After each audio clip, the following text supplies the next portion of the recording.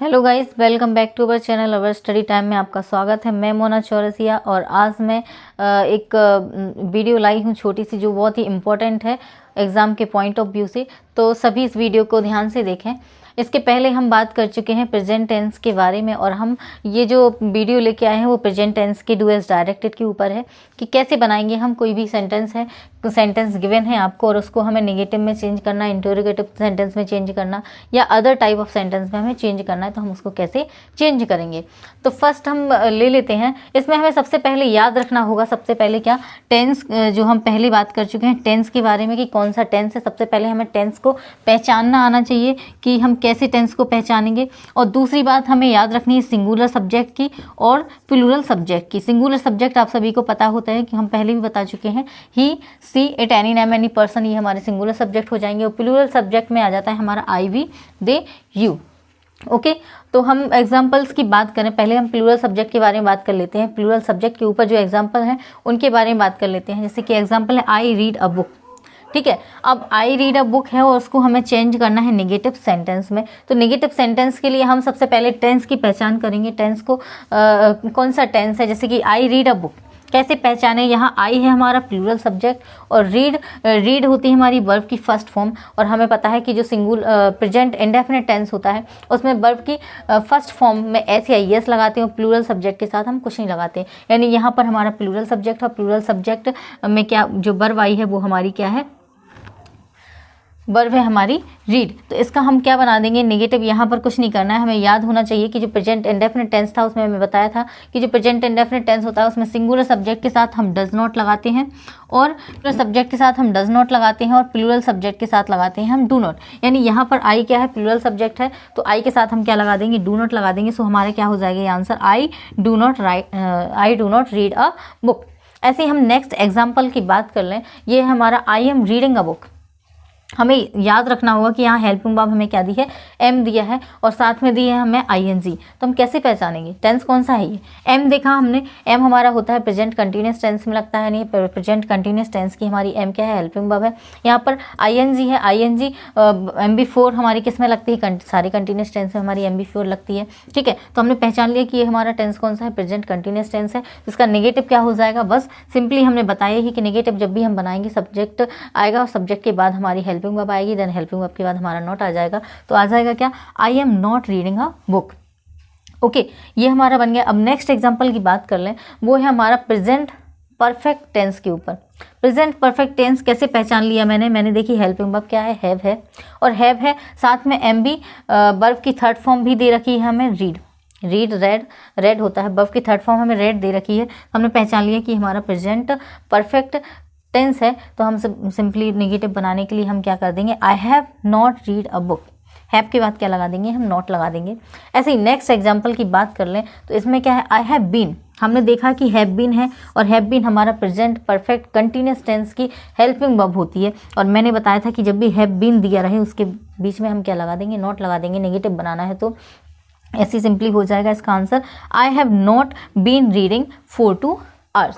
ये हमारे सारे, ये तो आई हमें पता है कि आई हमारा क्या होता है, प्लूरल होता है, और प्लूरल में हम क्या लगाते हैं। ठीक है, अब अगर सिंगुलर आ जाए तो हम सिंगुलर में क्या लगाएंगे। प्लूरल में देखो केवल ये अकेला आई ही नहीं है, आई, वी आ जाए, दे आ जाए, यू आ जाए या अदर प्लूरल वर्ड्स आ जाए कोई भी। ठीक है, तो उनके लिए हम क्या लगा देंगे, जो मैंने बताया भी कि इसमें आ जाएगा हमारा डू, इसमें हम डू नॉट लगा देंगे। और इस वाले में हमने एम के बाद जस्ट नॉट लगा दिया, हैव के बाद जस्ट नॉट लगा दिया, यहाँ भी हैव के बाद जस्ट नॉट लगा दिया। अब बात कर लेते हैं हम सिंगुलर सब्जेक्ट की। तो सिंगुलर सब्जेक्ट में याद होना चाहिए, मैंने बोला कि प्लूरल के लिए तो हम लगाते हैं डू, लेकिन यहाँ हम क्या लगा देंगे, सिंगुलर के लिए डज।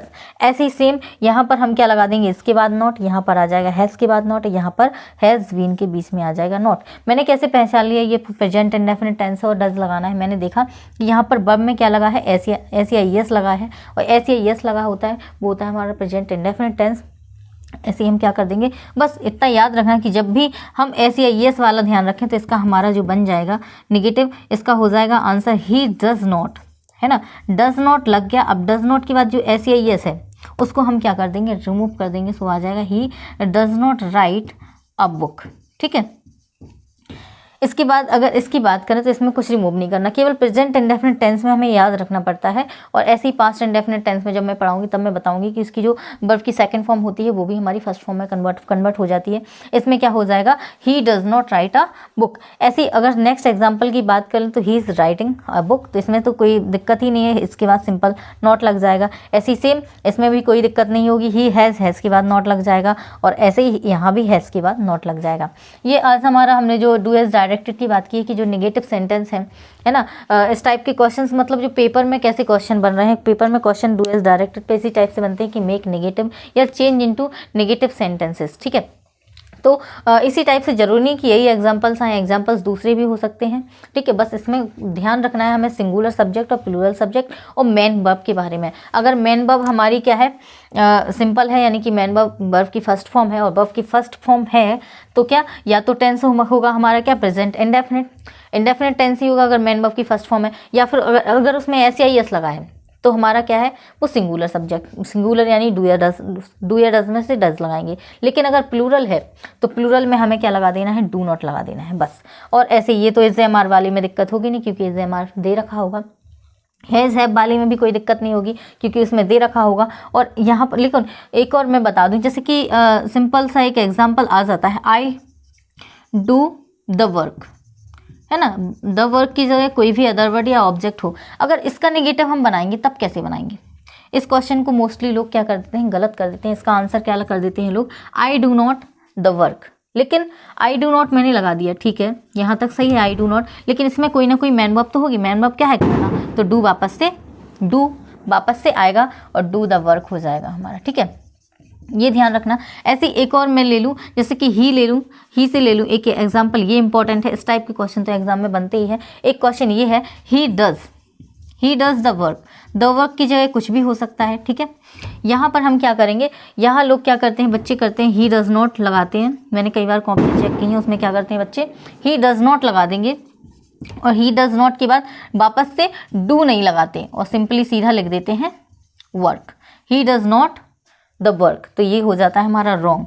यानी हमें राइट बनाने के लिए क्या, वापस से वर्ब लगानी पड़ेगी, यानी वर्ब की एस को हटाना पड़ेगा, ठीक है। ये इंपॉर्टेंट जो दो ये मैंने सेंटेंसेस लिए, ये एग्जाम में हमेशा ही बनते हैं। तो आज गाइस हमने जो बात की वो मैंने बताया कि मैंने क्या बताया आपको कि जो आई है, यानी जितने प्लूरल सब्जेक्ट हैं, प्लूरल सब्जेक्ट में क्या हेल्पिंग वर्ब रहेगी और सिंगुलर सब्जेक्ट में क्या हेल्पिंग वर्ब रहेगी, ठीक है।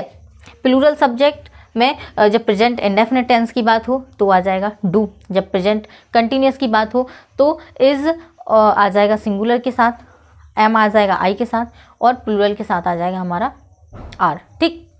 ऐसे ही जब हम प्रेजेंट परफेक्ट की बात करें, प्रेजेंट परफेक्ट टेंस की बात करें तो हैज़ आएगा हमारा सिंगुलर के साथ और हैव आएगा हमारा प्लूरल के साथ, ठीक है।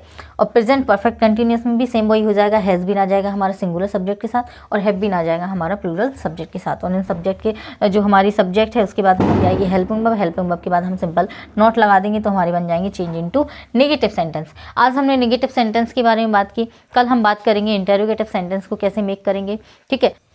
सो गाइस आज ये हमारी नेगेटिव सेंटेंस जो डू एज डायरेक्टेड में किस टाइप से आते हैं वो हो चुका है आज कंप्लीट।